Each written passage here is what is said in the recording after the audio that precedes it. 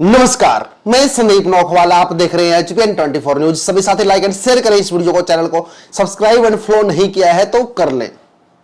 आज आपको काफी मजा आने वाला। जब से चौधरी कुलदीप बिश्नोई कांग्रेस पार्टी छोड़कर बीजेपी में गए हैं, तब से टिकट लेने वालों की लाइन लग चुकी है आदमपुर हलके के अंदर। खास पूरा हरियाणा के अंदर आदमपुर हलका एक ऐसा हलका बन चुका है जहां पर हर किसी को नेता बनना है। विस्तार से बताऊंगा, तो सभी साथी अगर आपने लाइक शेयर नहीं किया है अभी तक तो लाइक शेयर कर ले। चैनल को सब्सक्राइब फॉलो नहीं किया है तो जरूर कर लीजिए, ताकि आपको हरियाणा की लेटेस्ट खबरें मिलती रहे, खासकर हिसार लोकसभा सीट से सभी विधानसभा क्षेत्रों की। हम आपको हरियाणा की खबर देते हैं। जी हाँ, कुछ टट्टम मुंजी जो अपने आप को थोड़ा सा लोकप्रिय मानते हैं, उनमें से काफी नेताओं के नाम है। मैं नाम नहीं लेना चाहूंगा, जो हल्के में थोड़ा सा सोशल मीडिया के अंदर आकर थोड़ा सा बयानबाजी करते हैं, वही नेता टिकट मांगने लगे हैं या कांग्रेस पार्टी में शामिल हो गए हैं। जिसमें से कुछ नाम की चर्चा की जाए तो यहां पर गलती होगा, मैं वैसे चर्चा नहीं करना चाहूंगा। लेकिन हाल ही फिलहाल में आपको बता दें कि सोनाली फोगाट, जिसने अपनी सेटिंग बिठाकर रनौलिया का टिकट काटकर खुद टिकट लिया था। उस टाइम कुलदीप बिश्नोई कांग्रेस से चुनाव लड़ रहे थे और सोनाली फोगाट भाजपा से चुनाव लड़ रही थी। उस टाइम में भाजपा से रनौलिया एक बहुत अच्छे और एक बहुत प्रगतिशील नेता थे, लेकिन रनौलिया को टिकट काटकर सोनाली फोगाट को टिकट दी, जिसकी वजह से हार का सामना करना पड़ा सोनाली फोगाट को। अगर उस टाइम रनौलिया को टिकट दी होती, कर्ण सिंह रनौलिया को, तो शायद कुलदीप को पटकने में कामयाब हो जाते हैं। लेकिन भाजपा ने वो गलती कर दी। लेकिन अब दोबारा गलती भाजपा नहीं कर रही है, जिसके कारण क्या है कि फोगाट परिवार कांग्रेस में शामिल हो गया। और अब फोगाट परिवार सोनाली फोगाट की बहन रुकेश पुनिया, जिसे आप रुकेश फोगाट भी कह सकते हैं, टिकट की मांग कर रही है कांग्रेस पार्टी से। तो साफ साफ कहना चाहूंगा कि जब सोनाली फोगाट ही टक्कर नहीं दे पाई चौधरी कुलदीप बिश्नोई को, तो रुकेश पुनिया किस प्रकार से और कैसे टक्कर दे पाएगी। यहां पर आपको बता दें कि जो रुकेश पुनिया जरूर आदमपुर के अंदर जाट वोट बैंक पर भरोसा जता रही होगी, लेकिन आपको अगर जाट वोट बैंक भी मिल जाए तो अदर वोट बैंक तो आपके साथ नहीं होगा, क्योंकि आप एक जाट नेता है। और जिस प्रकार से चौधरी कुलदीप बिश्नोई अदर कास्ट के वोट बैंक बटोरते हैं, क्योंकि एक ठप्पा लग चुका है उन पे कि वो एक नॉन जाट नेता है, इसी कारण चौधरी कुलदीप बिश्नोई उनके अपने समाज के 27 से 28,000 वोट होते हुए भी चौधरी कुलदीप बिश्नोई 56 से 57,000 लीड वसूल लेते हैं, यानी डबल वोट वसूल रहे हैं।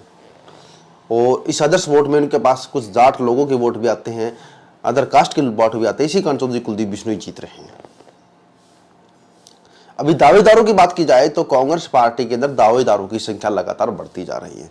मेन रूप से मुख्य दावेदार मैं आपको बता देता हूं कि जिनके नाम आवेदन तो लगभग 20 से 30 लोगों ने भेज दिए होंगे कांग्रेस पार्टी को, जो मुख्य रूप से टिकट लेने के लायक है, वो लोग जो मेहनत भी कर रहे हैं।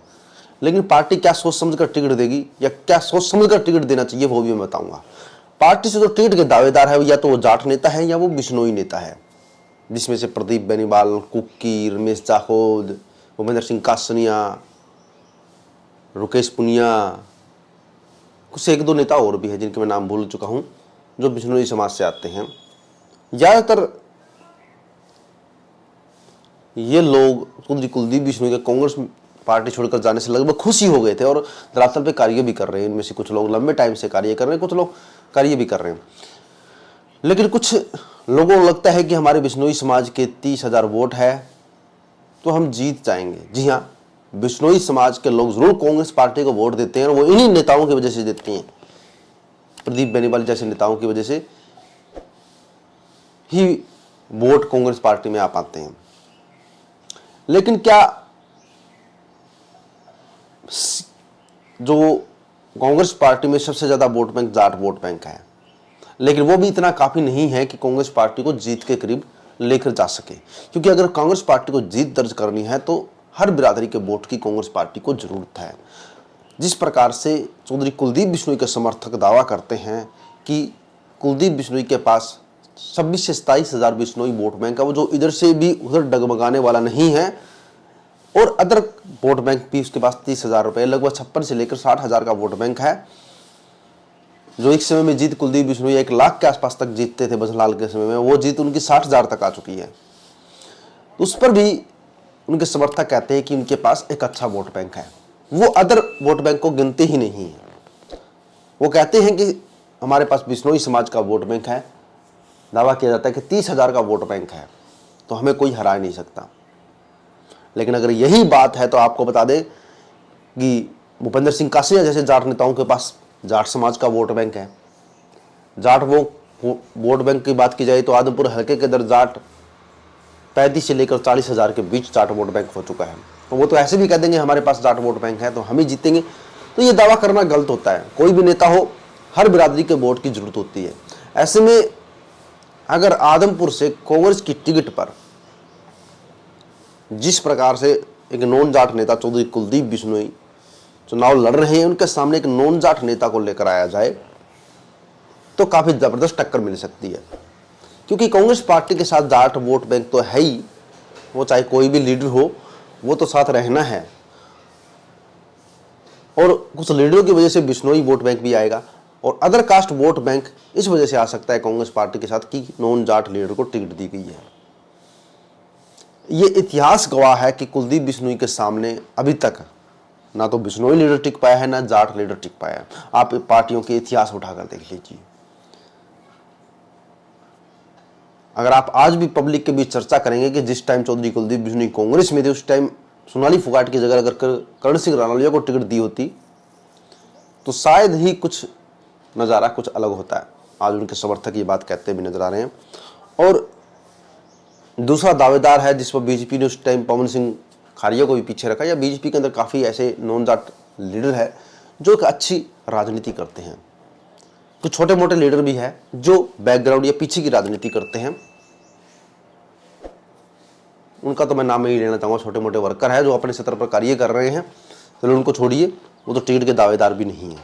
लेकिन आज अगर देखा जाए तो कांग्रेस पार्टी में कुछ ही ऐसे नेता है जिसे नॉन जाट नेता कहा जा सकता है, चाहे वो बिश्नोई समाज के आते हो, लेकिन अकेले बिश्नोई नेता की वजह से कुलदीप बिश्नोई नहीं जीतते हैं। क्योंकि कुछ बिश्नोई नेता सोचते हैं कि हमारा बिश्नोई वोट बैंक 27 से 28,000 तो हम अच्छे से जीत कर लेंगे, अच्छे से पकड़ बना लेंगे। लेकिन अगर बिश्नोई नेता को ही मैदान में उतारेंगे तो बिश्नोई वोट बैंक वो ज़्यादा बटोर नहीं पाएगा। यानी कांग्रेस पार्टी से जो बिश्नोई नेता मैदान में होगा वो ज़्यादा बिश्नोई वोट बैंक नहीं बटोर पाएगा, उसको भी ज़्यादा से ज़्यादा जाट वोट बैंक और अदर वोट बैंक की जरूरत पड़ेगी, खासकर अदर वोट बैंक की जरूरत पड़ेगी। बिना अदर वोट बैंक के आदमपुर हल्के से विधानसभा की सीट निकालना मुश्किल है। क्योंकि इस बार जो लीड मिली थी जयप्रकाश को लोकसभा चुनाव के अंदर आदमपुर से 6,000 वोटों से लगभग कांग्रेस पार्टी ने जीत दर्ज की थी, वो लीड इसीलिए मिली थी क्योंकि कुछ बिश्नोई वोट बैंक टूटकर कांग्रेस पार्टी में आ गए थे, उनकी वजह से ही ये लीड हासिल हो पाई थी। अगर आदमपुर से चौधरी कुलदीप बिश्नोई के सामने अगर किसी ऐसे नेता को उतारा जाए जो 36 बिरादरी का हो, जिसको 36 बिरादरी में तराज ना हो, या जो खासतौर पर नॉन जाट नेता हो, तो कांग्रेस पार्टी की जीत करीब हो सकती है। ये तो पार्टी का डिसीजन है, क्या लेना है क्या लेना है। लेकिन जो हल्के के जो मांगे हैं वो तो मैं आपको बता ही रहा हूँ। या तो पार्टी को एक ऐसा चेहरा उतारना चाहिए जिसे कोई जानता ही ना हो, बिल्कुल नया चेहरा, बिल्कुल छितर धरातल से जुड़ा हुआ, ताकि कम से कम मीडिया के अंदर तो इतना हो जाए कि कांग्रेस पार्टी ने एक ऐसे नेता को मौका दिया है जो गरीब परिवार से है, गरीब परिवार से उठकर आया है। जिस प्रकार से पंजाब के अंदर हुआ था, केजरीवाल ने मौका दिया था एक मिस्त्री को चुनाव लड़ने का। एक छोटे से कार्यकर्ता को भी पार्टी को उतारना चाहिए, ना कि एक ऐसे कार्यकर्ता को जो पैसे वाला हो, पैसे के दम पर जो समर्थन हासिल करने की कोशिश कर रहा हो। आज भी लोग इतने पोस्टर आपको देखने को मिलेंगे कांग्रेस पार्टी के वर्करों के, जहां पर आप जाएंगे कहीं किसी नेता के पोस्टर, कहीं पर किसी नेता के पोस्टर, वो अपनी हवाबाजी बनाकर टिकट हासिल करना चाहते हैं। चलिए अब इसके बारे में ज्यादा चर्चा नहीं करेंगे, लेकिन आपको यही बताना चाहूंगा कि रुकेश फोगाट आखिर है क्या। रुकेश फोगाट जिसने डिमांड की है टिकट की, जिसकी बहन सोनाली फोगाट चुनाव हार चुकी है, कोई वजूद तक नहीं है।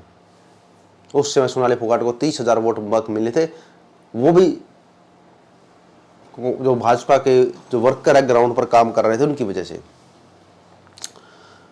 अभी रुकेश फोगाट का जीतना संभव नहीं है। चलिए मानते हैं सोनाली फोगाट के कुछ समर्थक उनके साथ है, लेकिन कांग्रेस पार्टी किस आधार पर उनको टिकट दे? चलिए अच्छी बात है, आपको टिकट मांगनी चाहिए, क्यों ना मांगनी चाहिए। और वैसे भी डायरेक्ट लिंक परिवार से नहीं है। सोनाली फोगाट अपने परिवार से कभी संबंध नहीं रखा। उन्होंने पारिवारिक सगे संबंधियों को कभी भी चुनावी कैंपेन में शामिल नहीं किया, तो आपने देखा होगा। लेकिन आज उनके मौत के बाद उनके परिवार के सदस्य टिकट की दावेदारी कर रहे हैं। इसको लेकर आपका क्या सोचना है, कमेंट करें। आदमपुर से किसको टिकट मिलना चाहिए, अपने विचार जरूर लिखें। बने रहिएगा HBN 24 न्यूज के साथ, लाइक एंड शेयर कीजिएगा। जय हिंद साथियों।